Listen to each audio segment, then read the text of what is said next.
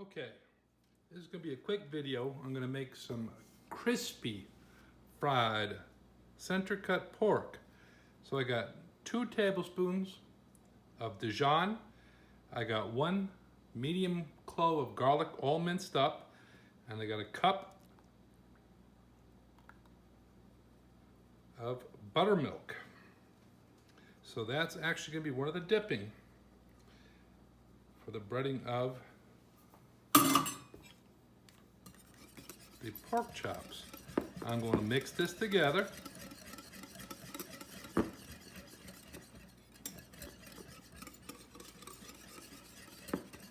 Okay, that's whisked together. I'm going to move it to a side. Now I'm going to make the breading mixture. Now you don't use breading, funny enough. On this, breading can get soggy. So I actually have 3 cups of cornflakes. Not your frosted flakes here now, just your cornflakes. So that's 1 cup, 2 more, that's 3 cups. I'm gonna add, for hearing and for doing that, that's 1/3 of a cup of cornstarch. Put that in. Then I'm also gonna put 1/2 teaspoon of both pepper and salt in there. Now I'm going to pulse it for about 10 seconds. Put my trusty Ninja in here. Move this around so you can see it. And of course, there we go. Okay, 1, 2, 3, 4, 5, 6, 7, 8, 9, 10. And now I'm going to transfer that mixture there into a shallow bowl. And then we'll go on from there. See you later. Okay, now I'm going to prep the pork chops, which were loin cut from a full loin. There's a lot of fat. That's a cap fat. But with pork chops, that's what you want. So I'm just going to cut about 1/16 of an inch on each side. And actually, it'll give a little more surface area. So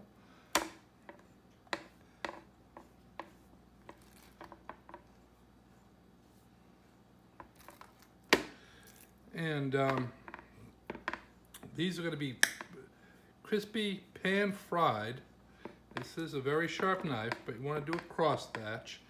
Now that's cross, but truthfully I think a cross thatch is you go one way and then you go angular the other.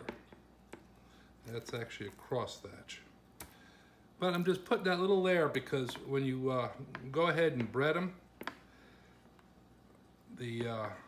that's kind of extra surface area for the buttermilk that we're using, and the cornstarch, which is a must. But I'm just going lightly, but you can see it, a little bit of cross thatch. I'm not making deep cuts into it, but it will give more surface area. So if you like crisp fried pork chops, this is what you need to do. And again, you don't have to be totally accurate with them. You just want to have that little extra cross thatch in them. Okay, I'm going to finish these up and then I'll show you the breading process. Okay, finished the cross thatch. Now I'm going to put salt and pepper on both sides. Again, the salt is done from high up. It spreads more evenly than doing it close because you can end up with clumps of salt in different spots. But, you know, a foot up, a little more than a foot. Same with the pepper. And you can see I'm being a little more generous with the pepper. But that's fine because these are going to be fried and pepper's a good flavor. So I'm going to flip them over.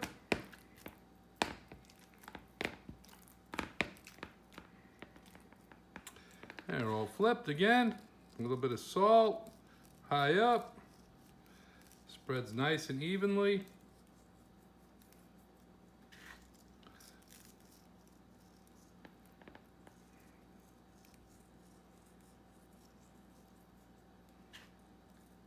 And now they're ready for breading. See you in a minute. Okay, you can actually use tongs for this, but I'm actually going to use gloved hands. So this is the cornstarch mixture. And you see there's the crosshatch. Gonna rub it in here. This is the buttermilk, along with the garlic, salt, and pepper and stuff in it. Let it drip off. And this is the cornflake mixture. Again, it just makes for so much better for the crispiness. So now, I'm just going to keep doing these until I get them all done, and then I'm going to let them rest for about 10 minutes so everything coheres and doesn't fall off when I am pan frying them. So, one more, and I'll do the rest offline, and then you will see the finished subject. And here I'm just making sure that it's all in there, grabbing it on one side, shake off the excess, and put it down.